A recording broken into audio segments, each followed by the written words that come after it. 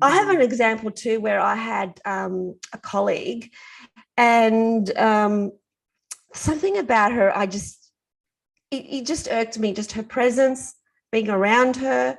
And Yeah. now that I reflect back on that, what I believe is what I didn't like about her was what I still didn't like about me. That is the truth. What we see in others that we don't like is a reflection of us.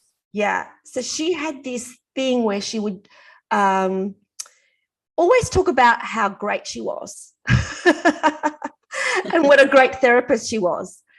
And when I reflect back to that time, I also had this belief that I was a better therapist than everybody else.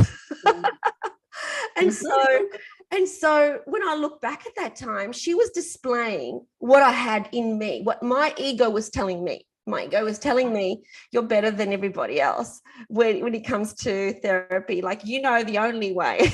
Yeah. Yeah. So whatever the trigger is, right? If someone triggers us, we're like, why is that a trigger for me?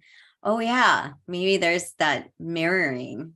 Exactly. And Sure. and back then, the way that I ended up dealing with that was because I didn't like her energy, was blocking her, because I just didn't want to see her posts on Facebook anymore. I didn't want to be around her because it just made me feel, yuck.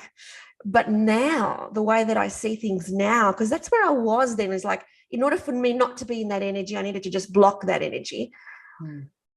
I believe we don't block, because that's our greatest fast track to evolution, is allow these people to come into our lives.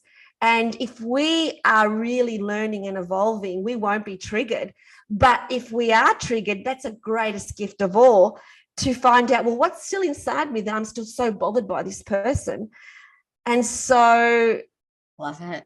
don't block, grow, let's grow with the experience. Accept it, breathe it in.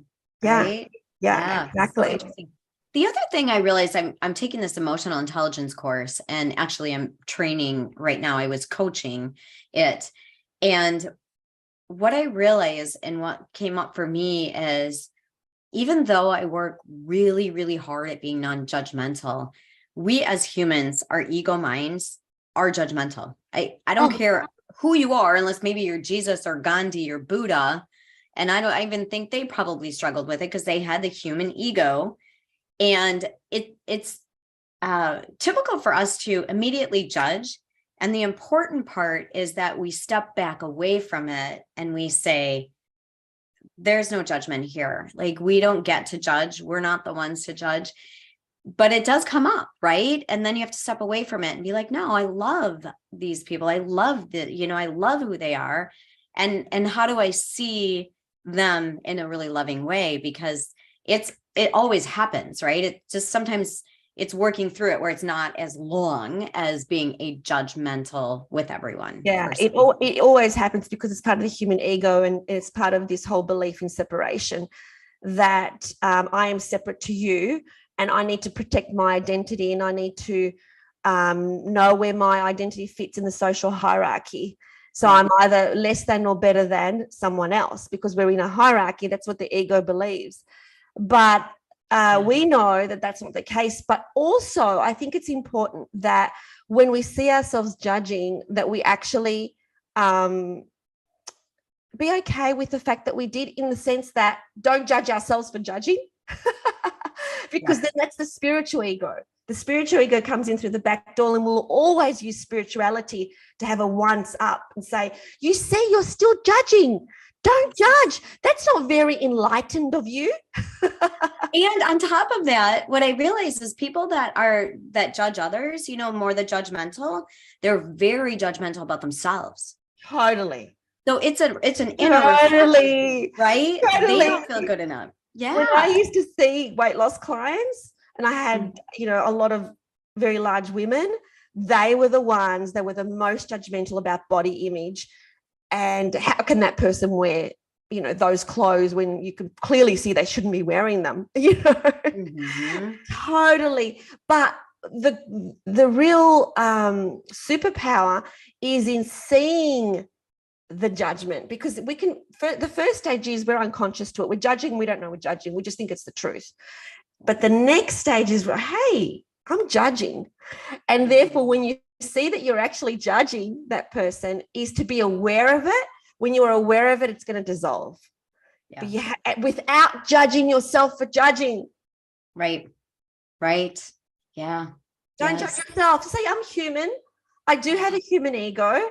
And in that moment, isn't that funny how I judge that person when I know we're all the same? When I know we all come from the same God spark, when I know that that person's soul and my soul is all connected into the universe, but I still judged.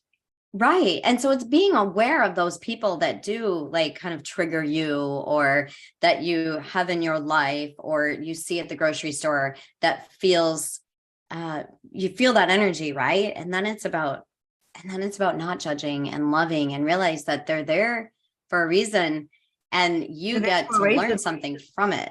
And even with relationships, with people who are in relationships, say with a narcissist, and it's like, I heard this conversation recently. He made me feel really bad about myself.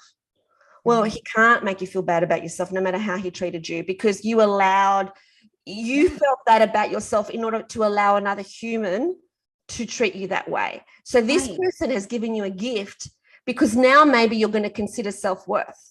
Right. And no one has the control over you. No one has the power to make you feel any way.